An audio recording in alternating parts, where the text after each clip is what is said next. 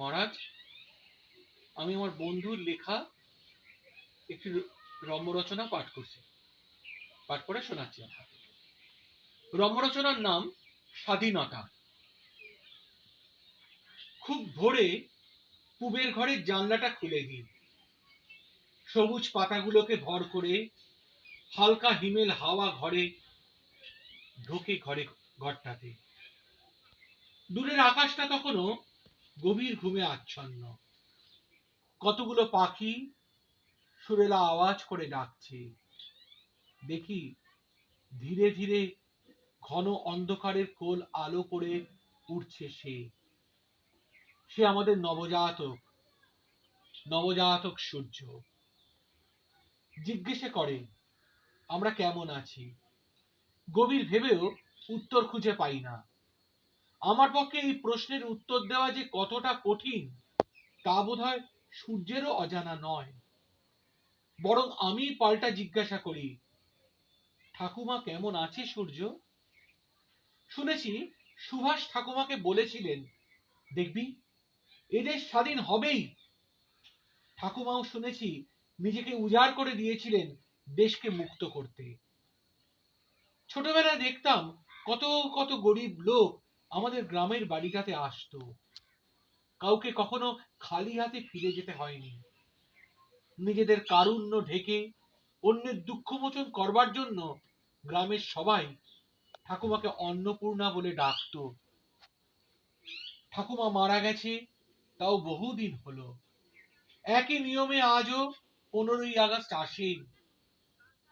পুরনো সেই মাঠটাকে দেখি সুন্দরভাবে সাজানো হয়েছে, জমেছে শয়ে শয়ে লোক।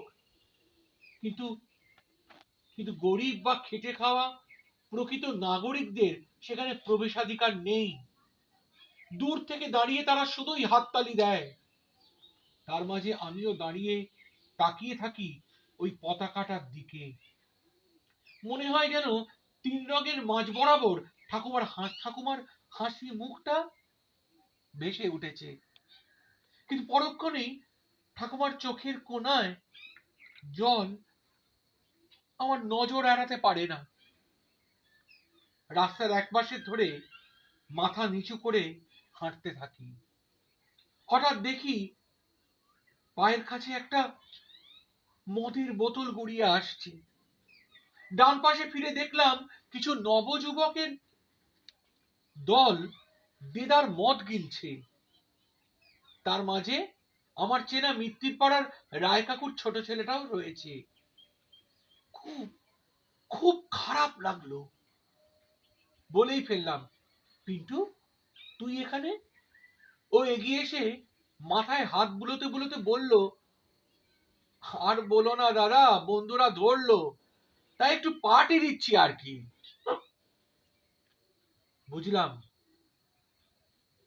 বদলে গেছে সময়। পিছন ফিরে স্বাধীন ভারতের 3টে রংকে অনুভব করার লক্ষ্যে তাকালাম একবার।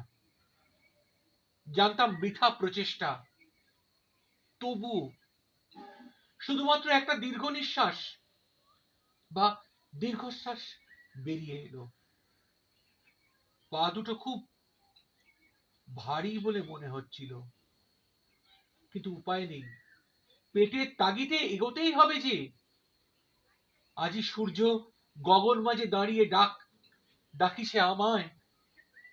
মনে মনে বলি, স্বাধীনতা তুমি পাখি হয়েও না, ফুল হয়ে বেঁচে থেকো।